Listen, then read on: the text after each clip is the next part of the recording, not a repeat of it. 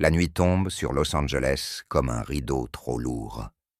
Dans le centre-ville, les lumières vacillent et les immeubles semblent se pencher pour écouter les secrets de la rue. Au milieu de ce décor fatigué se dresse le Cecil Hotel, un bâtiment ancien, rongé par le temps, connu pour avaler les histoires sans jamais les rendre intactes. C'est ici que commence et que s'interrompt le voyage d'Elisa Lam, janvier 2013. Elisa a 21 ans. Elle voyage seule, sac au dos, regard curieux. Elle écrit, photographie, observe. Elle aime les villes imparfaites, celles qui tremblent sous leur propre poids. Los Angeles la fascine.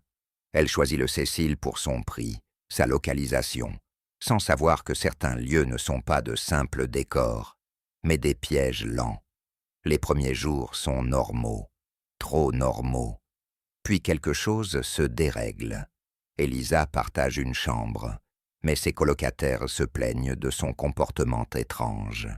Rien de violent, juste des absences, des gestes déroutants. Elle est déplacée dans une chambre seule, les couloirs s'allongent, les portes se ressemblent toutes. Le silence devient épais. Et puis, le 31 janvier, Elisa disparaît. Ses parents n'ont plus de nouvelles. Les messages s'arrêtent net. La police fouille l'hôtel, étage par étage. Des chiens montent sur le toit. Rien, aucune trace. Comme si Elisa s'était dissoute dans les murs. Jusqu'à la vidéo, une caméra fixe, une image granuleuse. Les portes d'un ascenseur s'ouvrent. Elisa entre. Elle appuie sur plusieurs boutons, rapidement, nerveusement. Les portes ne se ferment pas. Le temps s'étire, devient inconfortable.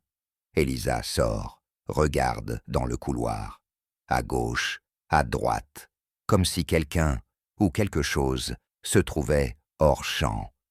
Elle revient dans l'ascenseur, se plaque contre le mur. Ses mouvements deviennent étranges, presque irréels. Ses mains bougent comme si elles touchaient une surface invisible. Elle se cache dans un coin, puis ressort. L'ascenseur reste ouvert, indifférent. Quand les portes se ferment enfin, Elisa n'est plus là. Internet s'en empare. Chaque image est disséquée, ralentie. Les théories naissent instantanément. Peur, panique, hallucination, présence invisible. La vidéo ne répond pas, elle suggère. Et ce qu'elle suggère est bien plus dérangeant que n'importe quelle certitude. Les jours passent, 19 exactement. Les clients de l'hôtel se plaignent de l'eau. Sombre, trouble, au goût étrange. Un employé monte sur le toit pour vérifier les réservoirs. Le soleil frappe fort. Il soulève un couvercle. À l'intérieur, un corps flotte. Elisa. Le choc est immense. Comment est-elle arrivée là? Le toit était censé être inaccessible, les réservoirs lourds, fermés. Personne n'a rien vu, rien entendu. L'autopsie conclut à une noyade accidentelle. Pas de violence, pas de lutte. Une explication froide, presque administrative. Mais quelque chose résiste. Pourquoi l'ascenseur? Pourquoi ces gestes? Pourquoi ce toit, ce réservoir précis? Les réponses semblent toujours s'arrêter, juste avant de devenir complètes.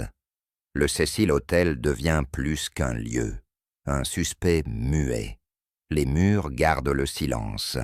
Les ascenseurs continuent de monter et descendre. La vidéo, elle, reste. Elle ne vieillit pas. Elle attend. Chaque visionnage ravive le malaise. On cherche une silhouette dans l'ombre, un reflet dans la porte, un détail oublié. On ne trouve rien. Ou pire, on y projette nos propres peurs. Elisa Lam était une personne réelle, complexe, fragile, brillante. Son histoire oscille entre faits établis et zones d'ombre béantes. Et peut-être que le plus troublant n'est pas ce que nous ignorons, mais cette sensation persistante que dans cet ascenseur, Elisa ne semblait pas seule. Alors dis-moi, et si ce que nous ne voyons pas sur cette vidéo était précisément ce qui nous regarde encore aujourd'hui?